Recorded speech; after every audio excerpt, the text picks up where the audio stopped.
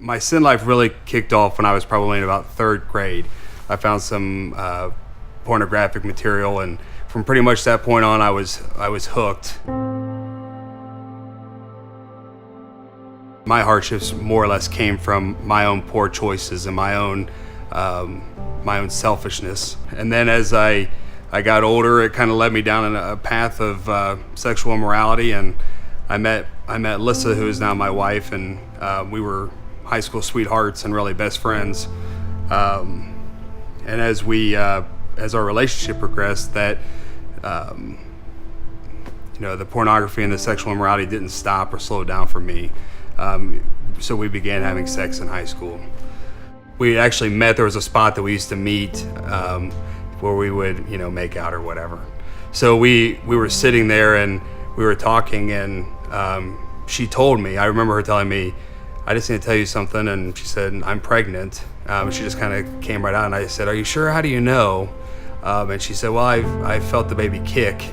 So we ended up having Isaac when we were 17 years old, our spring of our junior year. However, I still didn't really wake up to what was going on in my personal life.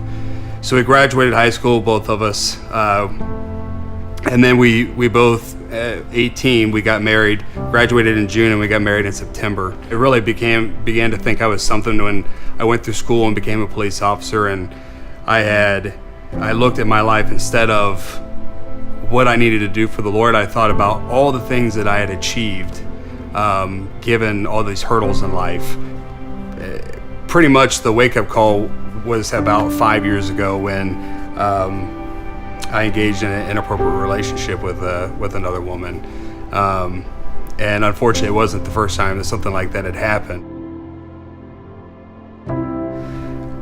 The crazy thing about all of it was 6 months prior, I began to pray. I don't know why. I just began to pray that God would make me the man and the husband and the father that I needed to be for His kingdom. I don't know why I was praying those things, but for 6 months on a regular basis, I would pray those things. So,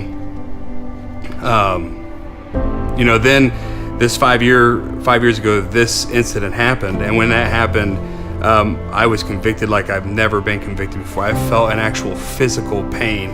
I read about it in 2 Samuel, I believe it's 2 Samuel, when King David is talking about being in pain for the sin that he had.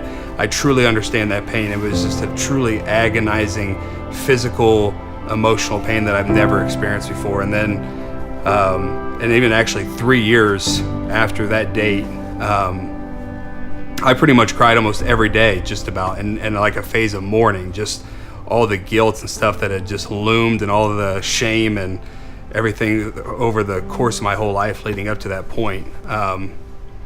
So we ended up getting through it. My wife and I, we ended up renewing our vows a little while after it happened, obviously, and recommitting our lives to each other, recommitting our lives to Christ.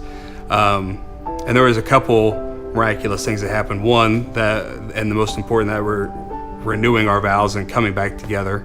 The second thing is that, and I can't explain this, but the Lord completely took away my addiction to pornography. It was something, not that I don't still struggle in ways, but my addiction to pornography was not good, and it just completely went away. And that was completely for Him and His restoring my heart. And I think through it all, one of the things that I learned that seems kind of simple is that we all have a choice. One day I just kind of thought I would wake up and I would be this great man, like my father-in-law, like my grandfather, this good godly man, and I thought it would just happen. I would just wake up, and because I was older, I would just be more mature or something. But I can tell you that that's not the way it works. We wake up every day and we have to make a choice. We make choices for everything, but spiritually we have to make a choice to decide to live for God. It's not every day you have to make that choice. It was the biggest lie that I believe from Satan was, you're a good guy, and one day down the road you're going to be this great Christian man. It's just not today. And once I stopped believing that lie and just started making the choice every day, I'm gonna, seek the Lord with all my heart every day. I can't say everything was happy ever after that, but I mean, still, your life changes and things are much different. And that's when I truly started to feel that real restoration in my heart and in my life.